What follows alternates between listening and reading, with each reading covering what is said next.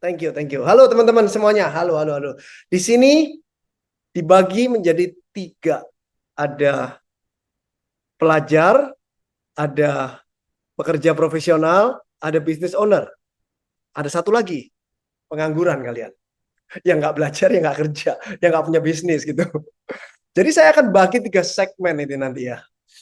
Yang saya mau ajarin hari ini bukan cara menjadi kaya, tapi bagaimana caranya supaya Anda tidak menjadi miskin. Itu yang saya bisa ajarin. Kalau kaya atau enggak itu ada faktor luck. Tapi kalau kamu nggak akan menjadi miskin seumur hidup kamu, saya pastikan bisa nggak miskin. Tapi kalau kaya atau enggak itu ada faktor luck di dalam ya. Jadi saya jamin dengan 1 jam ini saya sharing ke kalian dan kalian dengerin, resapin dan lakukan 100% hidup kamu tidak akan pernah miskin ke depannya. Oke? Oke, saya share screen ya Nadine. Yes, kok, silakan. Oke, lanjut masuk. Masuk. Oke, perkenalan dulu teman-teman di sini. Saya foundernya Pusat Gada Indonesia, owner tunggal, nggak ada investor sampai dengan sekarang. Terus komisaris utama di Sinar Mutiara Sel, terus komisaris utama di Holy Wings Group, yaitu membawai Atlas, membawai Dragon, Phoenix, Lifehouse, apa lagi ya? Banyak banget. Apa? Mimi yang di Pick 2 juga banyak banget ya, di Holy Wings Group pokoknya semuanya. Saya komisaris utama untuk mengawasi kegiatan yang ada di sana. Tunggu sebentar, gimana cara nextnya? Bentar ya. Nah, oke. Sebelumnya, teman-teman, saya mau kasih tahu ya. Kalian bayar ini 149.000, ada yang bayar 130.000 ke ruang bisnis. Saya dibayar nggak sama ruang bisnis? Saya harus kasih tahu dulu ke teman-temannya. Saya dibayar sama ruang bisnis. Uang yang saya terima dari ruang bisnis 100% saya donasikan melalui BBKA Community, yaitu belajar bareng Ko Andrew komunitas. 100% uang yang hasil saya ngajar, hasil saya sharing, 100% saya sumbangkan. Entah ntar mau beli ambulan, ntar mau sumbang ke panti, kemana, 100%. Saya tidak mengambil 1 rupiah pun. Saya mau kasih tahu teman-teman bahwa saya ngajar ini tujuannya supaya membuka mindset kalian. Tujuannya itu, bukan cari uang saya. Jadi uangnya saya sumbangkan. Kenapa nggak gratis aja kok? Kalau gratis, yang masuk itu banyak banget dan nggak niat. Saya paling nggak suka ngajar gratis. Orangnya asal-asalan, asal masuk, dengar pergi, asal masuk, dengar pergi. Jadi semakin mahal kalian bayar, semakin kalian menghargai ilmu itu. Dan semua uang yang kalian masuk, semua saya donasikan. Jadi kalian turut serta dalam berdonasi ini ceritanya. Oh ya. Oke, ini background saya. Saya tahun 2003 kuliah di UPH. UPH itu di Karawaci. Jurusannya hukum. Kenapa masuk hukum? Karena dulu saya sering nonton film di pengadilan. Saya suka, keren kayaknya kalau debat terus. Sampai sekarang masih suka debat. 2006 akhir saya lulus. Jadi pada saat saya skripsi ngambil jurusan hukum, skripsinya itu tugas akhirnya tentang perbandingan antara pegadaian dengan koperasi simpan pinjam dari segi hukum. Sambil skripsi tugas akhir itu sambil saya buka cabang pertama di Pusat Gada Indonesia. Terus tahun 2006 itu ya, 2020 saya menjadi investor di Holy Wings. Ini perjalanannya Pusat Gada Indonesia. Tahun 1901, saya singkat aja ya karena mungkin ada beberapa dari kalian yang sudah pernah lihat podcast saya. 1901 pegadaian itu dimonopoli oleh pemerintah. Apa itu monopoli artinya? Monopoli artinya yang boleh buka pegadaian itu cuma pemerintah. Jadi swasta nggak boleh. Lalu tahun 99 lahirlah undang-undang anti monopoli di mana pemerintah pun tidak boleh memonopoli. Akhirnya saya 2006 saya buka pegadaian. Buka pegadaian dengan modal 100% meminjam dari temannya papa waktu itu. Sekarang 2024 sudah ada lebih dari 1.000 cabang. Jatuh bangunnya Pusat Gadai saya tahun 2011, saya mulai 2006, 2011 saya kehilangan sosok ayah yang menjadi mentor saya. 2016 pegadaian resmi diatur di Indonesia menggunakan OJK. Sehingga begitu diatur, jadi tadi balik lagi nih, dari tahun 99 lahir undang-undang anti monopoli sampai dengan 2016, berarti ada 17 tahun itu ada kekosongan hukum di mana pegadaian tidak boleh diatur pemerintah, tapi juga belum diatur cara bukanya gimana izinnya. Jadi masih ada gray area lah, namanya abu-abu. Lalu 2016 diatur, begitu diatur banyak banget yang daftar. Sekarang saya menjadi ketua asosiasi pegadaian, banyak banget yang daftar. Jadi persaingan bisnis jadi banyak banget sekarang, makanya di jalanan sekarang banyak gadai. Itu mulainya 2016. Jadi itulah challenge pertama saya. 2018 banyak dibobol malim, ada oknum TNI-nya yang memimpin waktu itu setiap minggu dibobol sampai ada 4 cabang. Itu yang membuat saya bangkit untuk memperbaiki keamanannya PGI. 2020 COVID turun omsetnya. Jangan dibilang orang mikirnya kalau pegadaian harusnya naik karena banyak orang butuh duit. Enggak. Kalau orang butuh duit dan yakin dia tidak bisa membayar, orang itu jual bukan gadai. Kalau dia yakin bisa nebus, dia gadai gitu. Makanya saya turun 40-50%. Begitu turun uangnya berarti banyak yang lunasin. Uang cash saya banyak. Buat apa uang cashnya? Kebetulan Holy Wings Group waktu itu tutup karena PSBB kan atau COVID lah ya, nggak boleh buka restorannya, jadi dia butuh dana untuk tetap membayar karyawannya dan tetap menyelesaikan cabang-cabang yang sedang renovasi. Nah, makanya itu saya masuk di Holy Wings pada saat itu karena saya ada cash, terus saya masukkan ke sana. Oke, selesai background saya itu. Sekarang saya mau bahas New Money Formula, di mana ini saya pecah satu-satu, mulai biar nggak bingung ya, mulai dari pelajar dulu.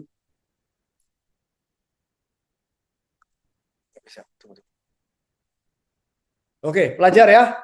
Pelajar ini orang yang sedang belajar dan sedang berkuliah, belum bekerja. Nomor satu yang paling penting menurut saya, networking dulu.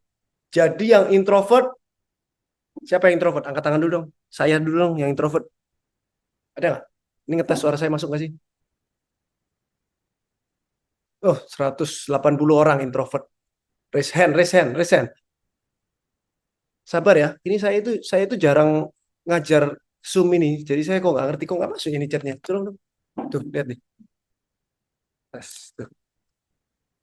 Kok nggak ada yang anu ya? Siapa yang introvert di sini? Nah, ini baru masuk. Oh, telat, telat, telat, telat. Oke, oke, oke, oke. Ah, ini baru masuk nih. Oke, introvert itu artinya dia tidak nyaman di keramaian, ya kan? Terus dia juga kalau disuruh ngajak ngomong orang duluan malu, takut. Jadi dia lebih memilih berdiam diri aja deh, tunggu diajak ngomong gitu kan. Ini saya kasih tahu, networking itu penting. Networking itu proses membangun, mengelola, memelihara hubungan atau koneksi dengan individu, kelompok, organisasi untuk berbagi informasi, peluang atau sumber daya. Kenapa perlu networking?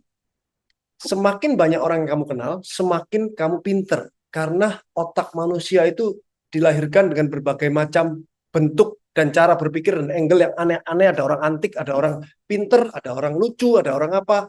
Jadi dengan adanya itu kamu akan menyerap tuh. Kamu ngobrol sama 5 orang, sama kamu ngobrol sama 1 orang, sama ngobrol sama 50 orang, itu berbeda. Sebentar ya. Ya, itu berbeda. Jadi kamu akan mendapatkan semakin banyak angle-nya, kamu otaknya akan semakin kritis. Karena kamu lihat kotak itu bisa nggak lihat kotak. Itu kenapa nggak bulat? Kamu mikir gitu. Kenapa ini harus kotak? Yang bulat kenapa ini nggak kotak? Jadi kamu semakin luas. Ilmunya dapat dari banyak orang itu nyerap ke kamu. Jadi nggak bisa kalau cuma kamu mau saya baca buku sama lihat YouTube doang, nggak bisa. Kamu harus terus. Mau nggak mau introvert, extrovert apa nggak penting, tetap tabrak dulu. Saya juga introvert kalau kamu tahu. Saya itu introvert. Saya juga nggak bisa ngajak ngomong orang duluan. Ini sekarang ini harus dipaksa, harus keluar dari zona nyaman. Karena ini mendukung karir masa depan kamu. Ya, terus memanfaatkan hidden opportunities. Jadi semakin banyak kamu ketemu orang, itu makin banyak opportunities. Jadi orang bilang kaya itu ada faktor keberuntungan. Faktor keberuntungan itu ada pada saat kamu mengambil opportunity itu. Kalau kamu semua bilang enggak, kapan datangnya kesempatan itu? Kalau kamu iyain, ada 100 kesempatan kamu iyain, dan di kesempatan mungkin ke-71 baru kamu itu menjadi pekerjaan kamu. Ya itu menjadi luck. Yang orang bilang luck itu. Tapi kalau kamu semua no terus, Yes-nya kadang-kadang ke 10 yes, ke 20 yes. Berarti kan kalau 100 kan kamu cuma 10. Kemungkinan kamu menjadi kayanya kan ya semakin kecil gitu. Itu untuk perluas terus ya. Jadi penting networking itu. Challenge-nya sekarang. Nah, ini challenge-nya nih. Apa yang menjadi? Malu atau kurang percaya diri? Kalau kamu malu atau kurang percaya diri, coba kamu mulai dari lingkaran kecil, teman sekelas atau teman sebelah kamu dulu deh, satu bangku. Coba kamu ingat-ingat, kalau teman sebelah kamu yang satu bangku itu yang ngajak ngomong duluan kamu atau dia. Kalau dia mulai sekarang besok saya ngajak ngomong orang. Nggak apa-apa, ditolak, diketawain, dicela, dimaki, nggak apa-apa. Daripada kamu nggak pernah dicela, nggak pernah dimaki, nggak pernah diketawain. Akhirnya nanti 10 tahun lagi baru pertama kali kamu dimaki, baru pertama diketawain. Mendingan sekarang. Jadi kamu sudah pernah, kamu harus pernah melakukan apa itu semudah mungkin pada saat kamu pelajar. Jangan sampai kamu nanti baru mulai berbisnis, baru mulai sesuatu yang basic itu. Jadi mulai sekarang kamu harus coba ya.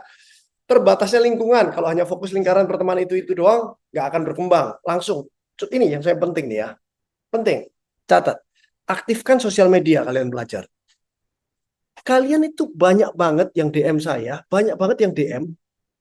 Terus kalau orang di DM, kamu bayangin ya, kamu DM orang, tapi kamu private Instagram kamu. Boleh nggak di private Instagramnya? Boleh, jangan DM orang. Kamu DM orang baru, kamu mau kenalan, tapi kamu private. Itu sama kayak kamu ngajak kenalan orang di jalan, kamu pakai topeng, kamu pakai karung, mukamu nggak kelihatan, terus kamu ngajak kenalan orang. Kira-kira gimana orangnya? Dia buka karungnya nggak bisa, kamu private kok. Ya nggak mungkin dijawab lah kamu.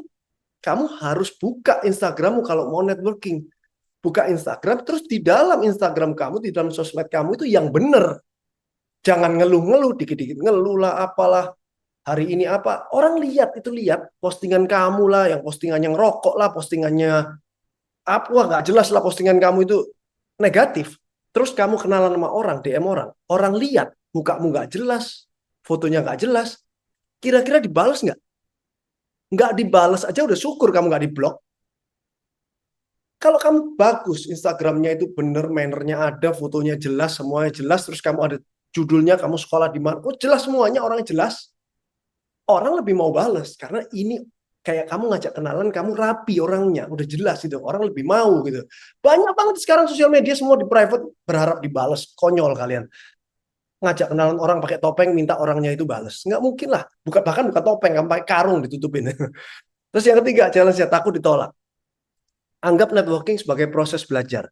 Kalau ada yang nggak respon, ini tadi sudah bilang, itu bukan akhir dunia, kamu nggak mati Mas Yan. Tapi kalau kamu sudah ditolak 10 kali, 100 kali, 1000 kali, menter kamu. Semakin kamu berani ke depannya untuk melakukan itu. Kedua, tunggu sebentar.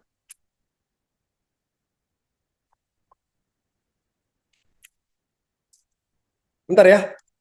Ini saya sambil baca ketikan cara gimana. Tunggu, tunggu sebentar teman-teman. Nah ini udah.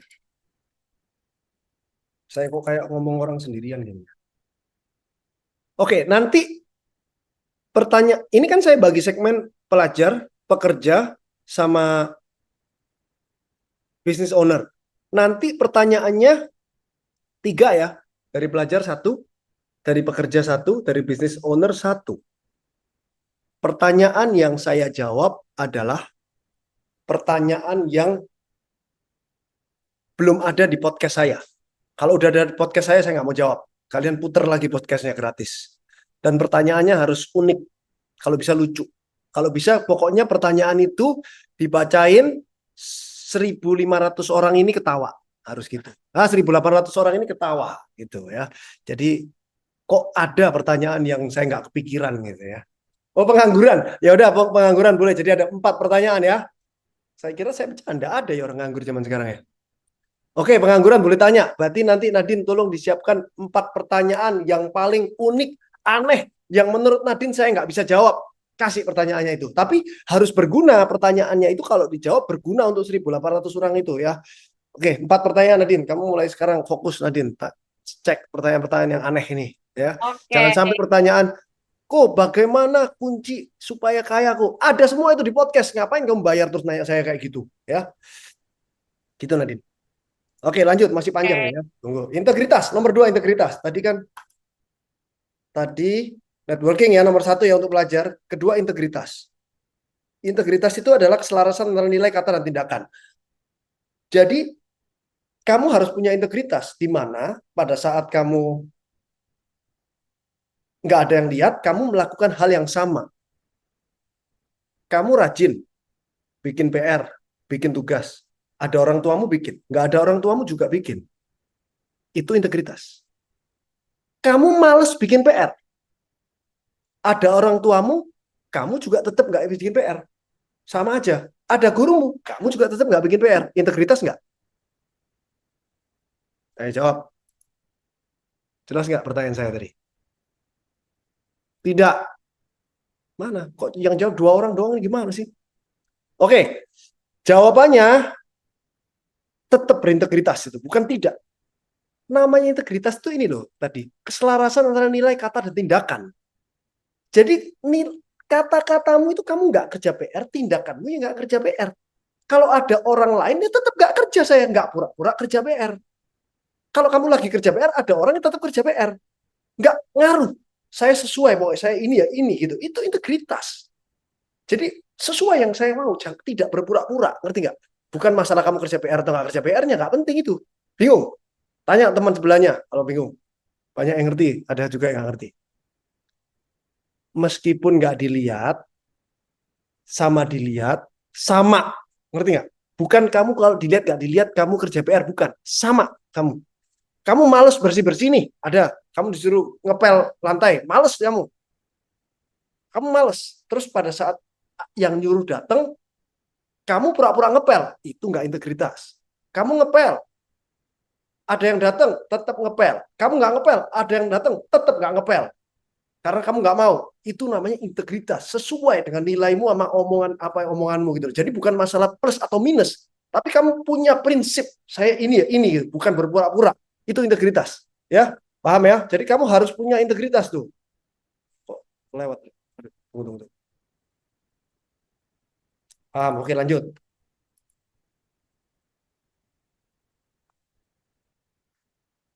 Oke, lanjut. Kenapa harus punya integritas? Partner, kolega, karyawan, serta pelanggan kamu nanti pada saat kamu sudah mulai masuk di dunia kerja itu akan melihat kamu. Hubungannya bisa biar bisa kuat ya. Challenge-nya integritas, godaan untuk mengambil jalan pintas untuk keuntungan cepat. Tekanan dari lingkungan eksternal atau kompetisi yang bikin kamu nggak bisa seperti itu. Ketakutan akan kegagalan. Ini solusinya ada. Nanti ini akan dikasih. Saya nggak sempat bacain. Ini buat kamu pokoknya ya.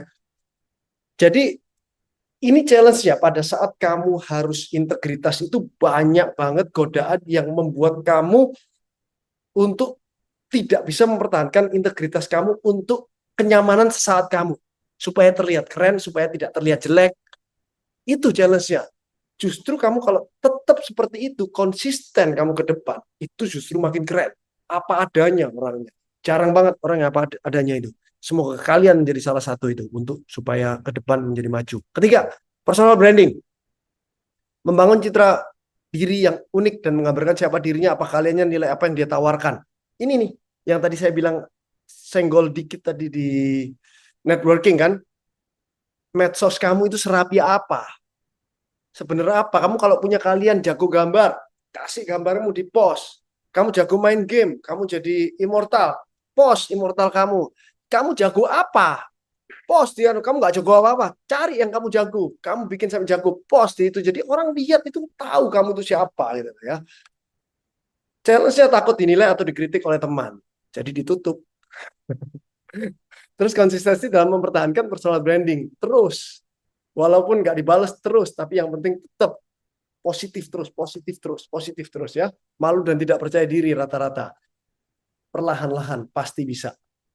Keempat, track record. Track record tuh rekam jejak kamu ini penting. Jadi mulai sekarang kamu masih belajar ya. Mulai sekarang jangan pernah nipu temanmu. Jangan pernah bully teman kamu. Jangan pernah ngatain teman kamu. Jangan pernah melakukan hal yang negatif. Jangan pernah membuang sampah sembarangan dalam hidupmu. Itu sekecil itu saya bilang. Karena nanti pada saat kamu kerja umur 30, 40, 25, oh itu orang yang dulu ngebully orang. Itu si A yang dulu buang sampahnya sembarangan. Itu si A yang dulu kalau diajak temenan gini, gini, gini. Itu nempel. Sampai kamu mati nanti umur 70, namamu ada. Itu si A yang waktu SMA itu gini. Jadi dari sekarang, track record kamu harus bagus sampai ke depan. Jangan ada hal yang negatif sama sekali yang bisa kamu lakukan secara sadar ya. Kalau nggak sengaja ya udah, akuin kesalahan. Tapi kalau bisa kamu pelan-pelan, kamu pikirin secara sadar jangan ada negatif. Karena itu akan membantu kamu networking, membantu kamu di dunia kerja nanti. Di dunia kerja itu akan dilihat kamu. Sekarang HRD itu lihat Instagram kamu, medsos kamu, tanya ke teman kamu ada apa pada saat kamu diterima ya. Kamu mau naik jabatan, dia akan tanya secara teman-temannya, kamu dulu gimana sekolahnya, kamu dulu ujiannya gimana, bahkan tanya gurumu nanti orang itu gimana, itu semuanya. Masih mending kalau kamu sekolahnya cuma nakal doang, tapi kalau kurang ajar udah nggak mungkin bisa naik jabatan, malah dipecat yang ada. Ini track record membuktikan kredibilitas, menilai konsistensi, membantu evaluasi diri. Ini peran track record membuktikan dobelan ini. Satu aja nih, hapus ya, dobelan. Kesimpulannya track record itu seperti rapor kamu dalam dunia kerja. Jadi kalau kamu sekarang kelas 3 SMA atau kamu semester 2, semester 3 dan rapotmu itu jelek, bisa nggak kamu hapus rapotnya? Nggak bisa. Itu akan nempel seumur hidup kamu. Udah jelek ya jelek, nggak bisa apa-apa. Jadi kalau sekarang bisa disadarin, kalau bisa rapor kamu jangan sampai merah. Rapor secara karakter kamu. Jangan sampai merah. Perhatiin, ini kalau saya melakukan ini, dia sakit hati nggak? Kalau saya melakukan ini, saya menyakiti hatinya, siapa yang akan sakit hati? Kamu harus pikirin supaya kamu itu benar terus semuanya. Ya, menjaga track record yang positif. Ini kuncinya. Sampai di sana, pelajar. Oke, pelajar. Ada berapa ini pelajar? Silakan bilang saya. Ini apa sih? 20 menit pelajar selesai ya. Pelajar selesai, silakan tanya nanti Nadine untuk yang pelajar-pelajar ini ya. Silakan, bentar lagi saya masuk bekerja. Yang pelajar silakan keluar. Bercanda, jangan keluar beneran. Supaya kamu tahu di dunia kerja itu gimana ini sekarang ya. Oke, kalian hebat. Pelajar sudah bisa berdonasi. Oke, sekarang pekerja atau profesional. Masuk. Nadine dicari ya pertanyaan pelajar yang paling banyak, yang unik, yang kalau saya jawab semuanya senang gitu kira-kira Nadine dari pelajar. Oke. Sekarang pekerja. Pertanyaan yang paling basic.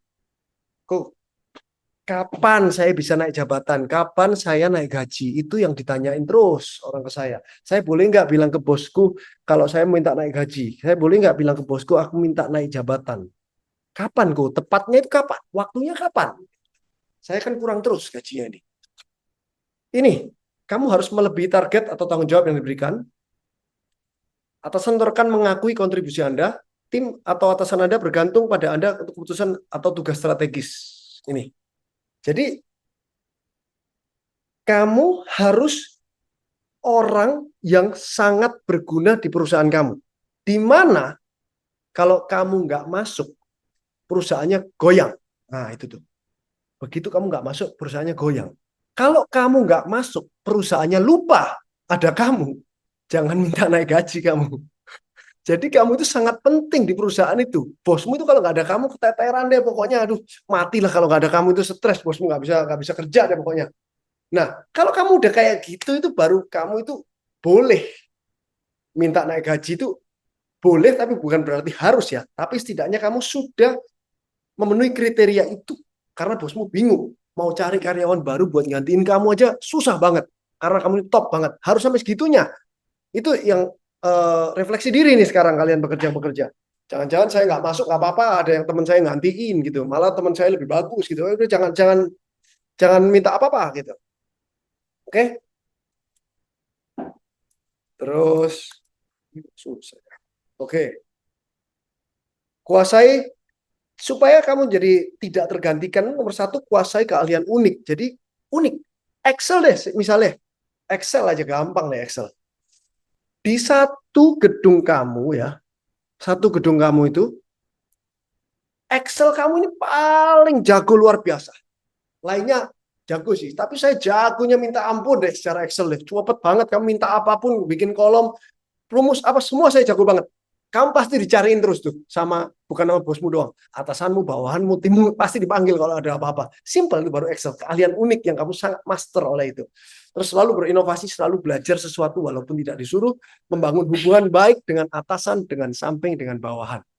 Relasi itu paling penting. Kenapa kok harus hubungan baik? Manusia ini tempat tidak luput dari salah loh. Nggak mungkin kamu bisa benar terus. Tapi kalau hubungan kamu dengan atasan, tengah, dan bawah kamu baik, pada saat kamu salah, ditutup-tutupin oleh teman kamu. Pada saat kamu benar, dilapor-laporin sama atasanmu. Kalau hubunganmu nggak baik, kamu benar, nggak ada yang ngomong. Begitu kamu salah dikit aja, waduh, digosipin langsung satu gedung. Jadinya gitu, makanya hubungan itu paling penting ya. Berikan nilai tambah kepada perusahaanmu, terus kamu tetap harus konsisten melakukan sesuatu yang sama berulang kali. Bekerjalah 2 level di atasmu sampai gajimu tidak pantas untukmu. Jadi gajimu 10 juta, tapi kemampuanmu 2 level di atas itu, gajimu sampai nggak pantas, itu baru kamu benar. Jangan sampai gajimu di atas skillmu. Bahaya sekali. Jadi kamu naik gaji gede itu bukan berarti enak. Kamu harus menyeimbangkan dengan skillmu. Jadi kalau ada laporan bos yang bilang, kamu naik gaji, tahun ini semua naik gaji, yang ini naik gaji. Skillmu kalau nggak nambah, ini beban hidupmu loh. Lah kenapa kalau skillnya nggak nambah kok gajinya naik? Kan aneh. Begitu kamu dinaikin gaji, ya kamu harus, yang SMA harus ambil S1, yang S1 harus ambil S2. Harus ambil kursus yang sebelumnya kamu ambil kursus. Orang gajimu naik, kenapa skillmu sama? Ngapain bosmu naikin gajimu gitu loh? Kamu harus belajar dong. Belajar sesuatu yang belum pernah kamu pelajarin sebelumnya. Kamu udah naik gajinya. Harus nambah terus. Dinaikin lagi naik. Belajar sesuatu lagi yang orang lain nggak punya gitu loh. Itu kuncinya di sana ya. Nah, sekarang kok kalau sebagai pekerja itu kapan saya harus bayar cash, kapan harus bayar nyicil? Kalau saya mau beli iPhone 16 ini yang nggak resmi-resmi ini di Indonesia kok. Nanti begitu datang saya harus bayar cash atau nyicil sih sebenarnya? Ini kuncinya. Jadi kalau barangnya kecil 20% dari gajimu, ya. Jadi kalau 5 juta 20% dari gajimu, kamu boleh bayar cash. 20% dari gaji. Kalau barangnya 20-50% dari gajimu, kamu boleh cash, boleh nyicil. Nah, kalau barangnya mahal 50-100% dari gajimu, nyicil aja kamu. Daripada kamu nanti nggak punya uang cadangan, bahaya sekali. Kalau sangat mahal lebih dari gajimu, nyicil aja. Jadi kamu tetap harus punya duit untuk pegangan. Nanti korelasinya di depan, kenapa harus ada pegangan gitu ya. $10 pasif lebih berharga daripada $1.000 aktif. Gajimu itu adalah sekarang itu aktif income. Kamu harus cari pasif income. Di mana makanya saya bilang harus nabung. Kalau digaji berapapun harus nabung. Tabungannya itu diinvestasikan. Diinvestasikan sehingga mendapatkan $10 pasif ini loh. Pasifnya kecil aja, nggak apa, $1 juga nggak apa-apa deh. Yang penting pasif. Nanti Bro Kalimasada akan menjelaskan gimana supaya pasif dan aman. Saya bilang ya, bukan berjudi, pasif dan aman. Sampai mati nanti saya itu masih dapat $1 terus setiap bulan. Atau $10 terus setiap bulan. Jadi kan gaji misalnya 5 juta nih. Kalau punya pasif income 500.000 aja sebulan, udah enak hidupmu, kamu nggak mati sih. Seumur hidup 500.000 itu yang harus dikejar. Makanya harus berinvestasi, bukan dihabis-habiskan uangnya. Kebebasan waktu pada saat kamu punya pasif. Ya kan, stabilitas jangka panjang. Jadi kamu itu tenang. Kalau kamu punya pasif income yang banyak, 5 juta aja kamu punya pasif income karena kamu nabung selama 10 tahun. Nabung gila-gilaan. Terus hasil tabunganmu itu bisa mendapatkan 5 juta per bulan. Kamu udah nggak takut sama bosmu. Kamu udah nggak takut dipecat sama bosmu. Jadi gajimu anggap aja 25 juta. Tapi kamu punya pasif income 5 juta karena nabung 10 tahun. Kamu nggak takut sama bosmu. Dipecat pun nggak apa-apa, bukan berarti kurang ajar. Tapi kamu jadi lebih berani berekspresi, kamu lebih berani menyampaikan pendapatmu, karena kamu udah nggak ada ketakutan dipecat. Dipecat pun nggak apa-apa, tapi kamu lebih berani. Kalau kamu nggak punya apa-apa pasif income, yang ada di pikiranmu adalah jangan sampai saya dipecat, jangan sampai saya dipecat, gitu terus. Akhirnya kamu nggak ngomong apa-apa, nggak ngasih masukan apa-apa, akhirnya nggak naik-naik jabatan. Makanya saya bilang harus ada pasif income walaupun kecil, 1 juta 2 juta pun udah merasa aman kan kamu, setidaknya saya bisa bayar kos 1 juta, makan 1 juta, ya nggak mati lah. Nah kalau gitu udah enak, kamu itu udah ada financial stability, itu kamu lebih nyaman lah intinya. Ini ya, kenapa nggak berharga? Waktu dan energi itu terbatas. Kalau kamu aktif terus, kamu tetap harus punya pasif. Pokoknya ketergantungan pada berkelanjutan kerja. Begitu dipecat, udah bingung cari kerjaan di mana ini. Kalau saya nggak dapat kerjaan dalam 2 bulan, saya udah nggak makan nih. Mau minta orang tua malu, orang tua juga nggak mau ngasih. Itu yang jangan sampai ada di otak kamu nanti. Makanya itu kamu harus berhemat terus. Kesimpulannya, $10 pasif lebih berharga daripada $1.000 aktif karena pendapatan pasif memberi Anda kebebasan waktu, stability, dan potensi untuk tumbuh. Intinya financial stability itu jauh lebih berharga daripada kamu mencari kekayaan sekaya-kayanya. Yang penting itu stabil dulu. Nggak semua orang itu bisa kaya, tapi semua orang itu bisa stabil finansialnya. Itu kamu kejar dulu deh. Begitu kamu udah stabil finansial, otak kamu akan lebih lancar mikirnya. Kamu akan lebih bisa memutuskan mau ngapain. Itu satu langkah supaya kamu bisa lebih kaya. Kalau kamu belum stabil, kamu pikirannya adalah survival mode terus. Gimana caranya saya bisa makan? Gimana caranya saya bayar cicilan? Terus-terusan gitu. Ya, cicilan jangan sampai 30% dari gaji. Oke, lanjut. Sekarang Nadine, silakan yang di pekerja itu silakan tanya setelah dari slide ini. Kalau bisa nanya di slide ini, di luar slide juga nggak apa-apa sih. Oke, Ko Andrew, ini banyak banget sih yang tanya dari pekerja ya. Oke, Dari pelajar juga ada tadi. pelajar juga ada. Nanti satu-satu aku bacain ya, Ko Andrew ya. Ini Satu-satu. Enggak, maksud saya yang pelajar satu, apa pekerja satu, bisnismen satu, pengangguran satu. oke, mau aku bacainnya pekerja dulu ya. Enggak, yang pelajar dulu. Oh, yang pelajar dulu. Oke. Yang pelajar apa saya jawab dulu aja, yang pelajar capek saya ngomong sendirian gini. Oke. Ada nggak yang lucu dan menarik dan yang bisa membuat 2.000 orang ini tertawa dan terhibur? Ada kok satu. Dan aku Apa? rasa ini Kasih dua deh, saya jawab salah satu. ini relate, Takutnya saya ini nggak bisa kayaknya jawab. relate sih. Ini relate sih kayaknya sama banyak orang ya. Ini caranya, sebentar. Caranya saya muka saya keluar di komputernya gimana ya? Sebentar, sebentar.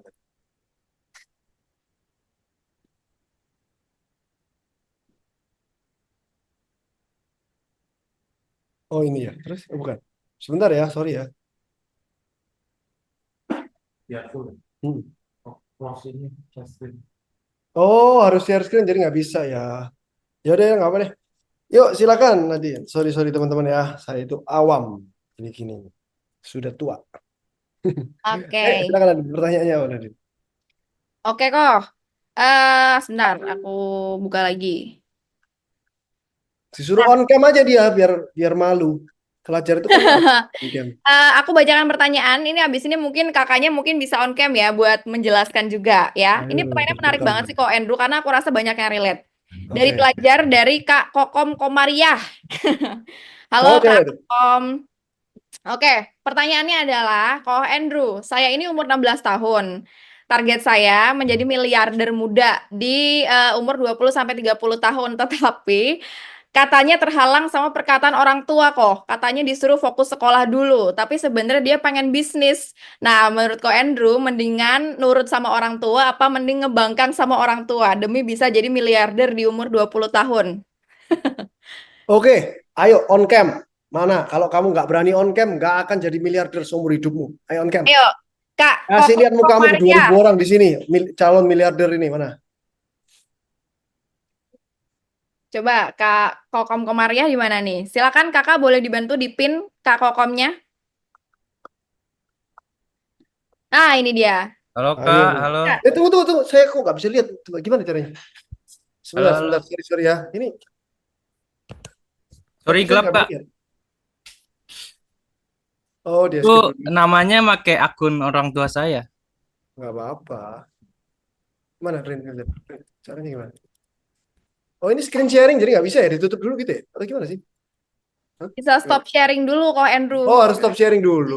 Stop sharing dulu terus nanti kita pin Oh ya dua. udah, oke stop sharing dulu. Nah, oke, ayo, Kokom, calon miliarder. Nama asli saya Aska kok. Oke, Aska, kamu di kota mana? Saya di Kota Bogor. Bogor, oke. Ayo, pertanyaanmu apa? Jangan dibaca, ngomong aja langsung. Jadi saya kan punya bisnis kok. Jadi kebetulan minggu depan saya ujian. Hmm. Nah, sedangkan bisnis saya itu punya target yang lumayan besar lah ya. Kemungkinan bisa jadi PT gitu. Bisnis apa? Em, tetapi saya disuruh sama orang tua saya itu selalu untuk belajar gitu, belajar. Nah, kan kebetulan belajar saya itu apa eh, kurang kurang gimana ya? Jadi saya selalu selalu fokus ke bisnis saya gitu loh kok. Bisnisnya apa kok, Aska? Kebetulan saya di bidang ini kok, hewan-hewan. Jualan hewan atau gimana? Iya kok, lewat online. Hewan apa? Kebetulan juga bisa dropship juga sih. Hewan apa? Reptil kok. Belinya di mana? Saya biasanya ada teman yang biasa siap nampung-nampung gitu kok. Oke, siap. Pertanyaanmu? Saya bisnis, tapi saya disuruh sama orang tua saya untuk serius belajar. Itu gimana Pertanyaannya? kok? Pertanyaannya apa? Saya bisnis kok, Mm-mm. tapi saya em, disuruh belajar, jadi nggak boleh bisnis gitu. Jadi fokusin ke belajar dulu sampai Oke. lulus sekolah gitu kok. Oke, thank you, Kokom. Thank you, Kokom. Saya jawab, saya Aska jawab. kok, Aska kok. Itu Oh, nama sorry, orang sorry. tua Aska, saya. Aska. Kamu anaknya Dedi ya? Aska Corbusier. Ya ampun. Oke, Aska. Saya jawab sebisa saya ya. Tapi jangan disampaikan orang tua ya jawaban saya ya. Oke, oke, oke, aman kok. Orang tuamu nggak ikut kan di sini? Lagi keluar kok, Nggak aman. ikut di Zoom saya kan? Enggak, enggak, enggak. Oke, ini berarti bayar 149.000 dari hasil penjualan reptil gitu ya. Ya. Oke, thank you. Aska, saya jawab ya. Saya jawab sebisa saya. Di close aja camnya udah, Nadine. Thank you. Oke. Jadi gini, Aska dan teman-teman lainnya ya. Kalau berbisnis, boleh. Tapi kalau disuruh fokusnya sekolah, kalau saya sebagai orang tua kamu, saya juga akan nyuruh kamu fokus sekolah. Bukan berarti nggak boleh berbisnis. Tapi kalau kamu berbisnisnya lebih fokus daripada sekolah, itu yang nggak boleh. Jadi kamu tetap harus bisa memanage waktu. Kamu belajar time management namanya. Di mana kamu bisa sekolah, ya nggak usah terlalu pinter deh, nggak usah nilainya 190, 80, 75 deh. Tapi kamu punya waktu buat berbisnis gitu loh. Fokusnya di sekolah. Di sekolah itu nggak usah terlalu pinter, tapi jangan sampai dianggap orang jelek. Balik lagi track record gitu loh. Harus bisa bagi waktu gitu loh. Jadi jangan terlalu fokus di bisnis, hilang sekolahmu. Kalau kamu nggak bisa bagi waktu sekarang, sekolah sambil berbisnis, nanti kamu pada saat berbisnis, karyawanmu ada 100, kamu juga nggak bisa bagi waktu, cabangmu yang pertama, kedua, caranya gimana. Jadi dari sekarang belajar manajemen waktu, Askar namanya. Jadi orang tuamu puas atas sekolahmu, tapi kamu juga masih bisa bisnis. Jadi kamu harus berjanji kepada orang tuamu. Walaupun saya berbisnis, saya ada waktu sekian jam sampai jam sekian saya fokus di bisnis. Sekian jam sampai segini saya fokus di sekolah. Dan saya janji sekolah saya pasti naik kelas terus, nggak mungkin nggak naik kelas. Dan setidaknya saya memuaskan, nggak perlu terlalu bagus, tapi saya puas secara sekolah memuaskan orang tua. Itu baru bisa. Kalau kamu masih belum bisa manajemen waktu, belajar ada dua, belajar manajemen waktu, Eisenhower Matrix, atau kamu berhenti bisnis, fokus di sekolah. Kalau saya jadi kamu belajar manajemen waktu. 1 jam, 2 jam untuk bisnis, atau 3 jam untuk bisnis, tapi sekolahnya tetap fokus. Gitu ya. Waktu itu 24 jam, panjang banget tuh harusnya bisa. Bisnis kalau kamu pendek, tapi fokus, terarah, hasilnya akan bagus. Oke Aska, semoga membantu Aska dan teman-teman lainnya. Oke. Mau lanjut pertanyaan lagi kok atau mau langsung Enggak, masuk lagi? cukup untuk belajar. Sekarang Oke. pekerja. Sekarang pertanyaan pekerja atau materi lagi? Oh ya udah, sambil materi sambil kamu cari ya yang kerja ya. Oke. Oke, saya share lagi.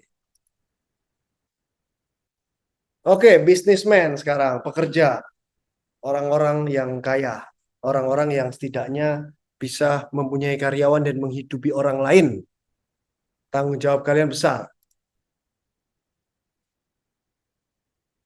Saya punya BBKA community untuk 3 ini, bisnismen, pelajar, dan pekerja ya. Di mana bisnismen itu saling menguatkan, saling mensupport. Jadi di BBKA community ini ternyata WA grup itu cuma bisa 2.000.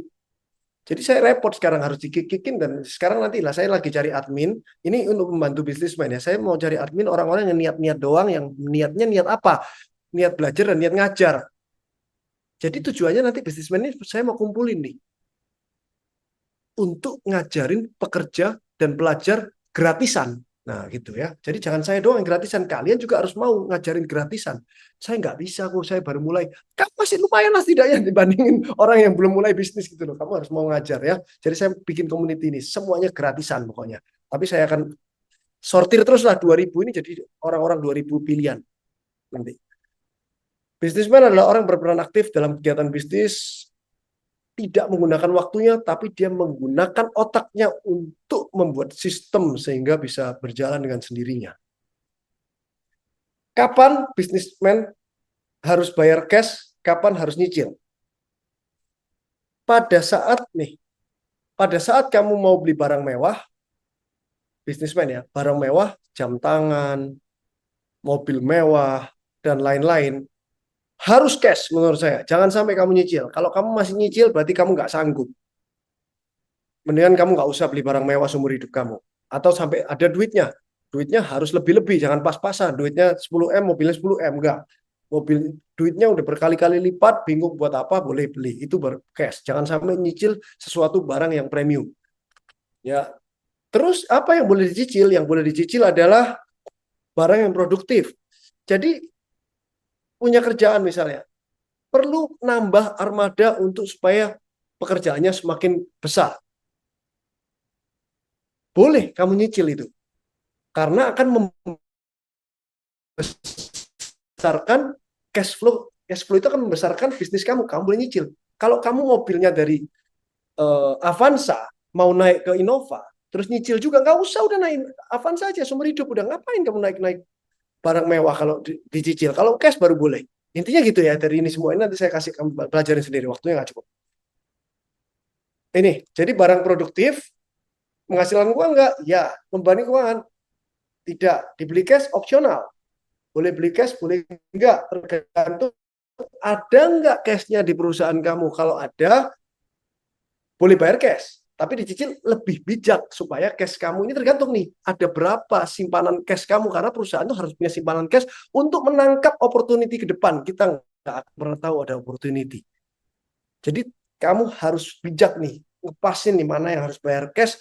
Tapi jangan dihabis-habisin cashnya di perusahaan sehingga pada saat ada opportunity yang misalnya kamu belanja cash dikasih diskon sama supplier, kamu udah nggak punya duit. Gara-gara waktu itu kemarin kamu bayar cash. Jadi kamu tetap harus ada bisa ngatur dengan uang. Kalau barang mewah tidak menghasilkan uang, bani keuangan, dibeli cash harus. Dicicil jangan pernah. Atau jangan pernah beli barang mewah. Udah. Kalau belum 100M keuntunganmu setahun. Ini kuncinya nih. Kemarin saya dari Kudus, dari Parakan, dari Semarang, sama Pak Arman.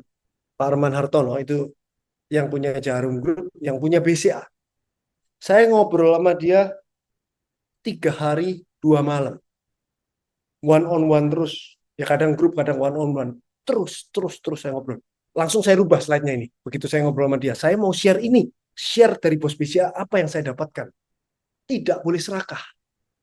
Kamu bisnismen tidak boleh serakah. Jangan sampai ya, kamu itu pikirannya mau kaya cepat. Tahun depan saya harus kaya cepat. Jangan sampai. Mendingan, ini yang diomongin oleh Pak Arman, mendingan pada saat ada krisis, pada saat ada challenge, pada saat ada sesuatu hal di luar yang kita bisa kontrol, kamu ruginya itu sedikit. Tapi pada saat semua ekonominya membaik, kamu untungnya juga sedikit. Kalau orang yang mau untungnya bisa banyak pada saat ekonominya membaik, berarti kalau ekonomi lagi menjelek, kamu juga ruginya banyak. Itu harus dihindari. Apa kelebihan saya? Saya pernah tanya sama teman saya, teman baik saya tanya. Teman baik saya satu circle gitu ya, yang sama-sama dulu SMA bareng, kuliah bareng. Saya tanya, kamu kan dari SMP dulu kan teman baik sama saya. Saya tanya, apa kelebihan saya sih dibandingin anak-anak semua itu kok semua bisnisnya kok gitu-gitu aja yang seumuran kita ini? Apa kelebihan saya? Kan dia pengamat banget yang teman baik saya. Dia bilang, kamu nggak serakah. Jadi saya ini nggak serakah. Saya itu selalu perlahan tapi pasti, perlahan tapi pasti, perlahan tapi pasti. Nggak pernah saya mau mengorbankan sesuatu yang saya sudah punya untuk sesuatu yang saya belum punya. Itu bahaya banget. Saya nggak mau capital ini berkurang. Saya mendingan dapatnya dikit tapi pasti dan selalu. Itu yang prinsip saya hidup. Dan mudah-mudahan saya masih bisa menjaga prinsip ini dan saya bisa mengajak kalian bisnismen untuk pakai prinsip ini. Kebanyakan orang itu gitu survei udah mau naik-naik turun lagi, naik-naik turun lagi. Mendingan tuh pelan-pelan tapi terus kamu kalau lihat itu tuh sahamnya BCA kalau kamu tarik tuh ya 30 tahun itu kan gini-gini. Saham lain kan gini tuh kalau serakah. Jadi itulah kuncinya yang saya setuju juga ya. Jadi hati-hati, jangan buru-buru kaya. Nih, nggak serakah. Kamu menghancurkan reputasimu kalau kamu serakah. Terus merusak hubungan dengan pelanggan, menimbulkan masalah hukum, menyebabkan putusan jangka pendek. Ini penting ini, yang biasa orang serakah itu kalau masalah hukum itu dikasih sesuatu tawaran yang too good to be true. Itu bisnismen. Kalau orang tahu sebelahnya kiri kanan tahu kamu bisnismen, kamu punya uang, banyak banget tawaran yang bisa melipat gandakan keuanganmu dan itu semuanya omong kosong. Coba kamu ingat-ingat. Bisnismen sekarang, saya ngomongin bisnismen semua ya. Kamu ingat-ingat, ada berapa puluh orang yang nawarin kamu, berapa ratus orang yang nawarin kamu peluang bisnis lainnya yang datang berkali-kali. Dan tidak ada satupun yang menguntungkan lebih daripada bisnismu sendiri. Tapi kamu iyakan gara-gara kamu serakah. Kamu merasa, untung ini daripada bisnisku enak ini nih. Begitu kamu ambil, akhirnya jelek. Ambil, akhirnya jelek. Udahlah, nggak ada yang too good to be true. Jangan mimpi lah. Mendingan kamu fokus di bisnismu, pelan-pelan berkembang, tapi 20 tahun lagi, ngeri banget. Itu yang saya mau sharing ke kalian. Bisnis yang besar dibangun dengan strategi, bukan keserakahan. Oke, silakan pertanyaan. Oke, ini sekarang dari bisnis atau pekerja kok? Kerja dong. Pekerja ya, tadi pekerja belum ya? Oke, wait, aku tadi udah bentar. Nah, ini kok. Ini menurut aku menarik sih dan aku rasa kayaknya banyak yang merasa nih pekerja. Dari Valentino Romar. Valentino Romar mau on cam aja sambil aku bacain ya, harus on cam Bacain ya. dulu aja, bacain dulu. Bacain biar jelas. Bacain dulu ya. Jadi gini kok. Ini kok untuk pertanyaan pekerja nih. Apakah kalau misalnya kita nih kerja ya, terus kita tuh punya value yang lebih dari pemimpin, lebih dari atasan kita lebih pintar, kita lebih cerdas ya. Nah, kira-kira kita tuh harus diam aja, ngikutin arahan aja, atau tuh sebenarnya kita tuh boleh banget nih buat kayak apa ngasih advice atau ngasih apa gitu. Apakah itu bisa membuat posisi si leadernya jadi berasa kayak gimana-gimana gitu kalau misalnya karyawannya bisa lebih pintar dari mereka. Nah, itu tuh gimana kok enaknya memposisikannya gitu. Kalau misalnya dia lebih pintar dari bosnya, misal gitu. Oke, thank you. Ayo sekarang on cam dong. Nanti ketahuan bosnya dia. Biarin lah ya. Nggak usah. Coba Oke, Valentino Romar, ayo on cam. ayo on cam. Boleh kakak, boleh dibantu kakak Valentino Romario. Udah aku unmute ya kakak Valentino. Pertanyaan mantap. Ayo mah relate. Ayo, saya video aja ya, saya story gitu biar ketahuan bosnya gimana. Story kok, story. Nanti aku repost. Nanti bosnya komplain loh. Ini dia. Gak ada nih. Oh ada nih. Halo. Halo Mario kok. yang lebih pintar dari bosnya. Ayo ketahuan bos lu besok masih kerja nggak kamu ini? Kalau dipecat kamu kerja ikut saya terima kok. Tenang aja.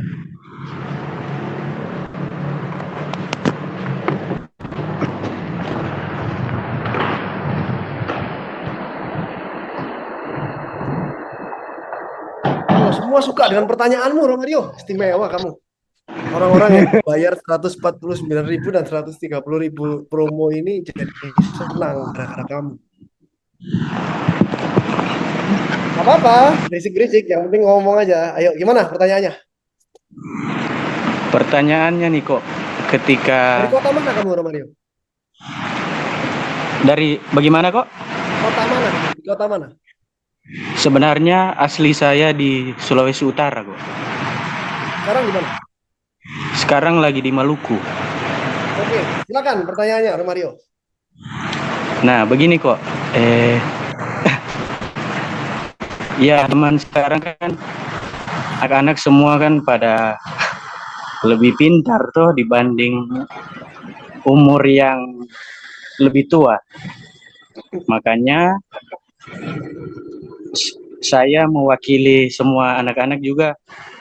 Kadang kita yang umur muda ini lebih ngerti cara pasar bekerja dibanding yang lebih tua dari kita. Kamu umur berapa, Romario? Umur saya kok 29 tahun. Oke. Terima kasih, Romario. Saya coba jawab. Thank you. Silakan ditutup. Oke. Nadine, saya coba jawab. Oke.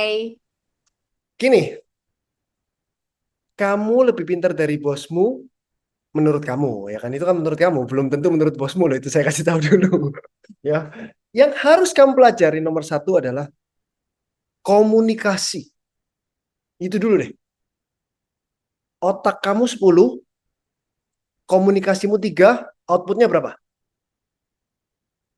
3. Nggak nyampe otakmu ke orang lain tuh nggak nyampe. Cuma ilmu komunikasimu 3, otakmu 10, yang keluar 3. Itu aja kuncinya.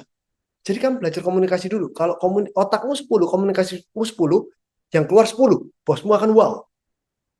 Belajar komunikasi itu artinya apa? Belajar cara menyampaikan dengan indah dan tidak menyakitkan perasaan bosmu dan di waktu yang tepat, di tempat yang tepat.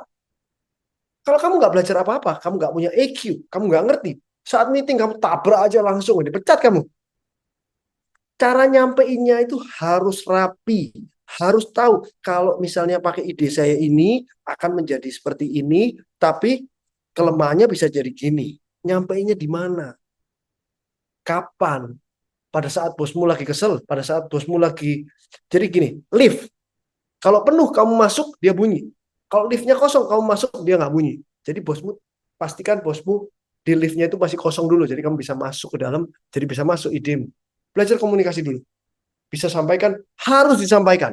Tapi pastikan komunikasimu di atas otakmu. Karena kebanyakan rata-rata orang itu otaknya pinter-pinter, tapi nggak bisa menyampaikan apa yang isi otakmu. Nah kita sebagai bos juga nggak bisa ngerti apa isi otakmu kalau komunikasinya lemah. Makanya belajar komunikasi dulu. Gitu Romario ya. Oke, semoga bisa segera disampaikan ke bosnya. Oke, Nadine, saya mau kebetulan baca ini sedikit, saya harus bahas sedikit nih. Nathan Tandra, ini banyak ini di komen-komen ini. Komen-komen di Instagram saya bahas sedikit nih. Saya ingin bertanya terkait Sinar Mutiara Sell-nya Ko Andrew. Dia sampai bilang reseller pasti kaya. Saya punya pengalaman 2 tahun kerja di counter. Kebetulan terima gadai handphone dan jual beli HP second juga.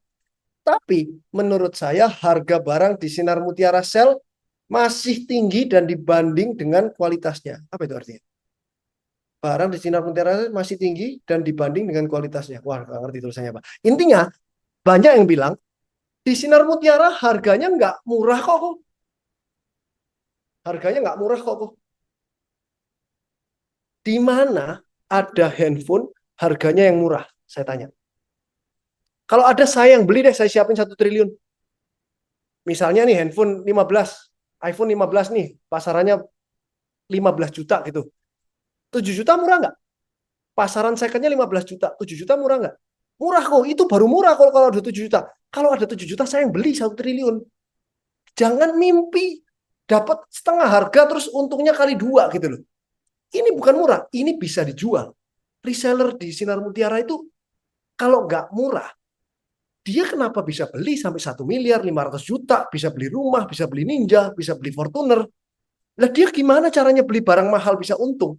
Orang yang maunya cari yang harganya murah banget, mana ada di dunia ini barang murah sih, saya tanya coba. Saya tanya orang-orang yang kepinginnya shortcut kaya terus, yang mintanya harganya setengah harga ini langsung dijual, beli di sini 7 juta, lempar langsung 10 juta, dapat 3 juta, mana ada. Yang ada kamu beli 10 juta, dijual 11, 10 juta 200, dapat 200 ribu doang kok. 200 ribu, jadi kuli aja kamu harus ngangkat 1,5 hari 200 ribu. Tinggal ngoper doang 100 ribu, tinggal ngoper doang 50 ribu, tinggal beli pos di mana? Topet, pos di mana untuk 50 ribu, 25 ribu, kecil amat untungnya. Belinya 1000 biji juga nggak kecil, belinya 1 ya kecil. Kalau kamu minta 1 biji untung 1 juta, di mana kalau ada kayak gitu itu saya tanya. Kalau ada kasih tahu saya yang beli. Jangan mimpi lah di dunia ini ada mungkin ya. kalau kamu buka counter-counter tuh mendadak ada orang butuh duit, butuh cepet, ada. Tapi sebulan ada berapa biji di sana? Sinar Mutiara kamu ada terus tiap hari. Ada terus tiap hari. Tapi untungnya gitu 50.000, 100.000, 150.000. Gimana kayaknya? Kalikan itu. 100.000 kalikan 1.000. Berapa berarti? 10 juta, 100 juta untungnya sebulan. 100 juta digulung terus. 1 tahun 1 miliar, 5 tahun naik terus, naik terus, naik terus. Itu caranya kaya. Bukan saya itu garansi kaya, beli 5 juta, jual 10 juta. Nggak ada, jangan cari yang too good to be true. Banyak juga di DM saya. Banyak banget ini, apalagi terakhir-terakhir. Kan Pusat Gadai Indonesia sama Sinar Mutiara itu kan ditiru banyak orang di TikTok tuh, yang palsu-palsu tuh. iPhone 15, 2.500.000, lelangan Pusat Gadai Indonesia. Yang niru kan ada 10, ada 100 tuh. Terus di DM ke saya, kok ini bener nggak kok harga segini? Ini bener nggak kok harga segini? Saya kasih tahu kamu ya.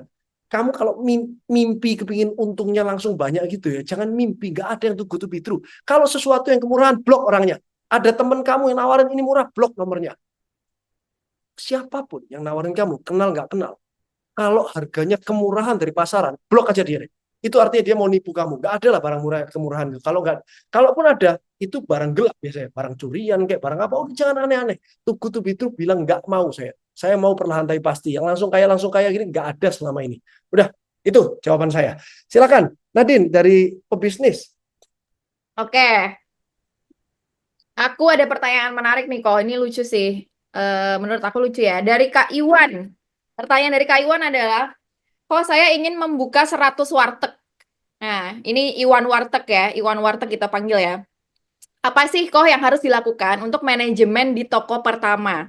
Di toko ke-10, nih kalau misal toko pertama udah buka dan buka sampai 10, nah di toko 10 nih, apa yang harus dilakukan bersama manajer area, atau kepala toko, atau sistem di dalamnya, supaya tetap berkelanjutan sampai 100 toko ya. Mungkin ini dari pertama aja nih, gimana caranya nih kok? Kalau buka warteg pertama, Orang tapi ini targetnya udah sudah punya 100, warteg belum? Kalau belum punya warteg bukan pebisnis nih. Ya kan? oke. Oke, kita Itu cek online lagi. nih. Silakan coba, bener nggak? Saya tanya langsung. Iwan, halo, selamat siang Iwan. Ya, siang Go. Di mana? Di kota apa, Iwan? Saya di Malang. Malang. Wah, sama bro kakak. Malang dia. Ini masih rencana aja Go, tapi untuk apa namanya?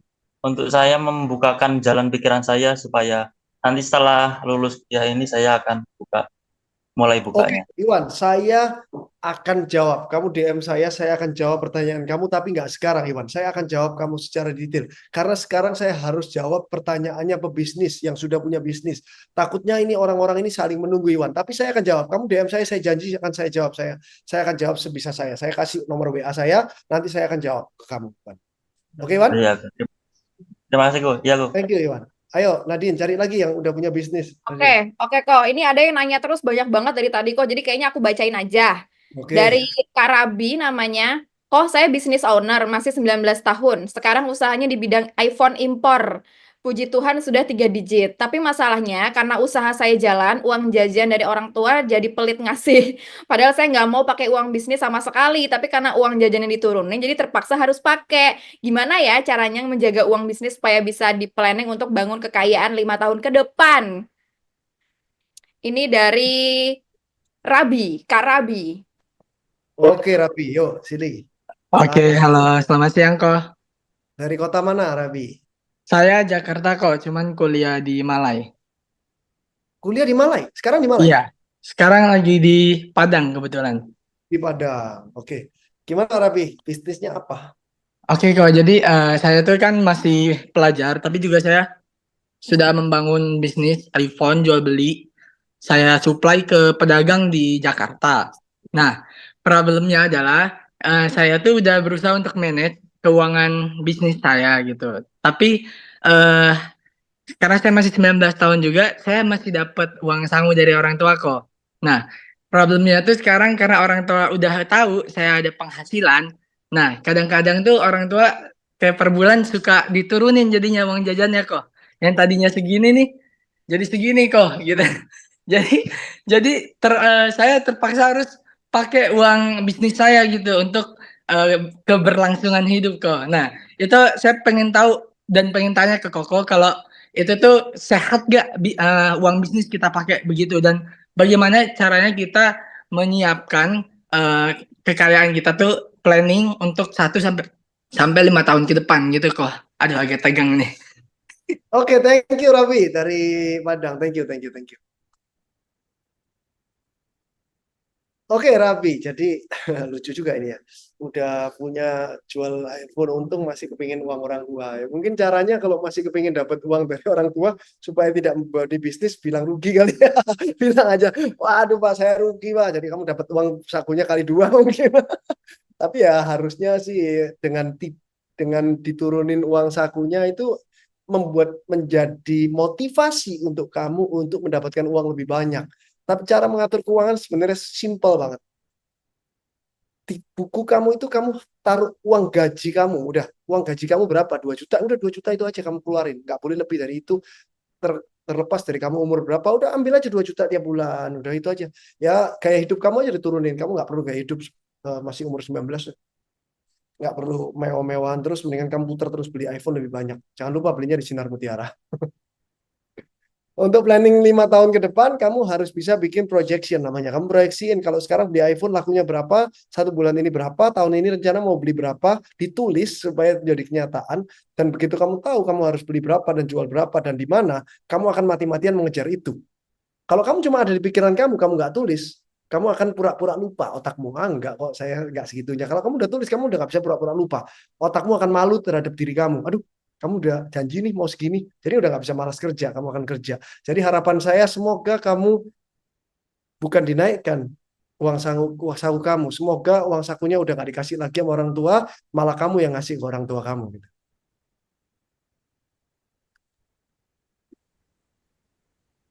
Oke. Koneksinya. Oke, sudah. Oke, mau ada lagi kok Andrew yang mau dijawab? Oke, nggak ada, kan udah 1 jam gini. Oke. Pesan saya ke teman-teman, sebentar lagi kan profesor tercinta kita seluruh Indonesia ini kan ngisi ya. Iya pengangguran, lupa. Teman-teman ini bisa aja nih. Oke, yang pengangguran mau tanya lupa. Luar biasa ya. Ayo pengangguran buka kameranya. Kamu jangan malu-malu. Walaupun nganggur tetap harus pede. Coba yang pengangguran mana? Coba ya kok ya aku cariin lagi ya. Soalnya pertanyaannya bentar, yang lebih-lebih bentar. Kalau Jadi pertanyaannya kamu gimana kok? sambil cari ya. Saya mau ngomong dulu. Jadi intinya ya, semuanya ini jangan serakah, jangan berharap kaya cepat. Semua orang yang kaya cepat bisa nggak bisa, tapi kamu mau kayanya seberapa lama? Nggak mungkin bertahan, udahlah. Kamu cepat kaya, terus kamu kepingin lebih kaya lagi. Nggak mungkin orang bilang gini, pokoknya target saya 10 miliar kok, udah. Pokoknya udah 10 miliar, cukup deh buat saya. Nggak mungkin, udah, jangan mimpi. Begitu 10 miliar, kamu kepingin 50 miliar. 50 miliar, kamu kepingin 200 miliar. Kalau itu dengan cepat, 10, 50, 200, hancur nol langsung. Nggak ada yang bisa secepat itu. Kalau bisa secepat itu, kenapa saya nggak gitu? Kenapa orang lain nggak gitu? Semua orang kaya, kamu lihat top 10 di Indonesia.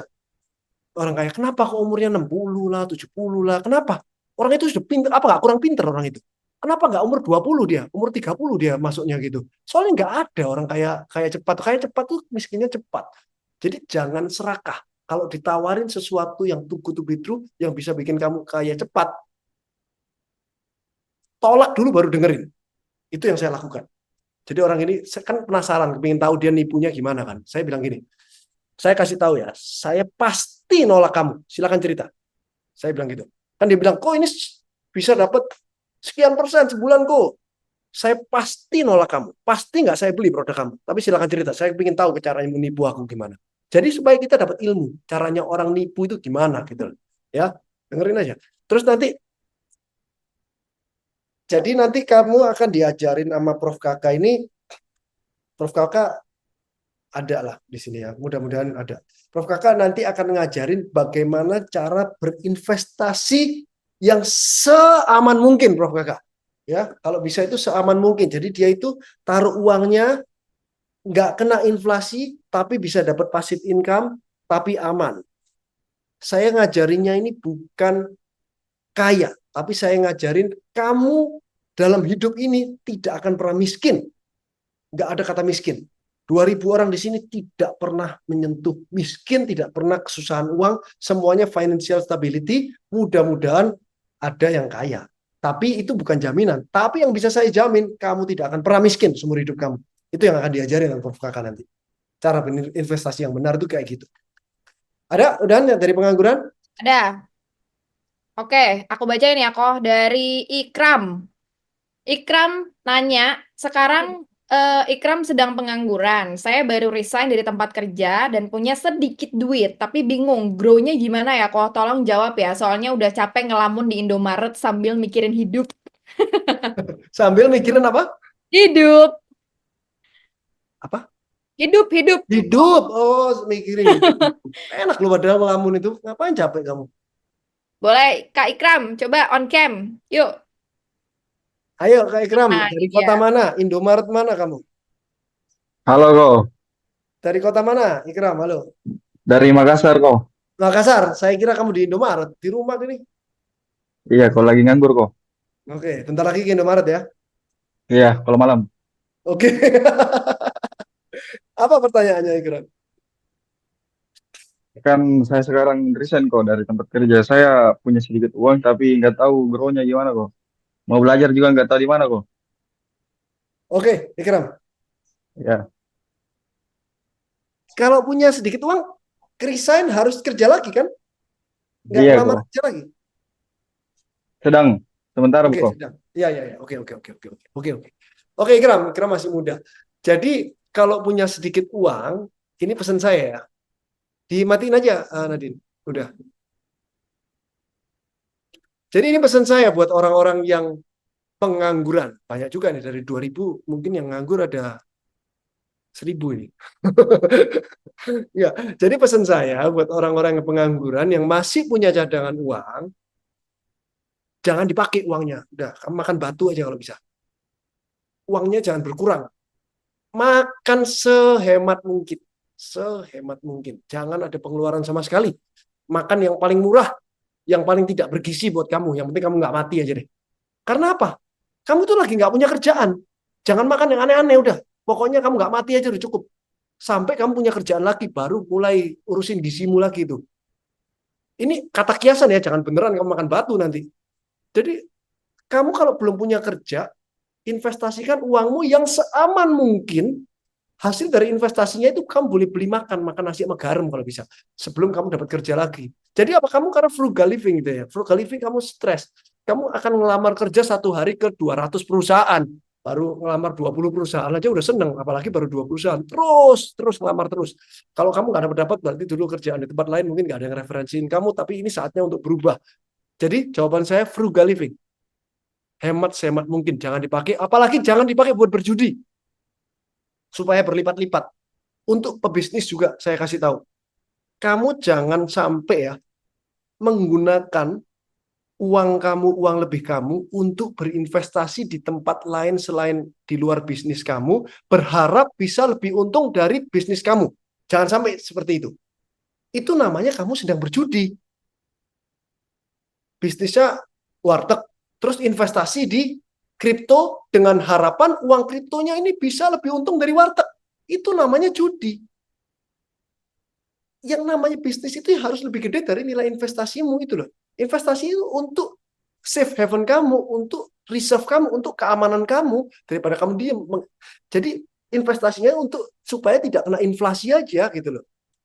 Itu ya, nanti dijelaskan sama profesor kita supaya jelas gitu ya. Oke, silakan makan batu. Terus apa tadi? Oh, ini ada pertanyaan. Banyak banget nih. Ada kesalahan terbesar apa yang Ko Andrew pernah alami? Oke, saya akan jawab itu. Terus ada caranya jadi reseller Sinar Mutiara gimana? Itu banyak yang tanya saya.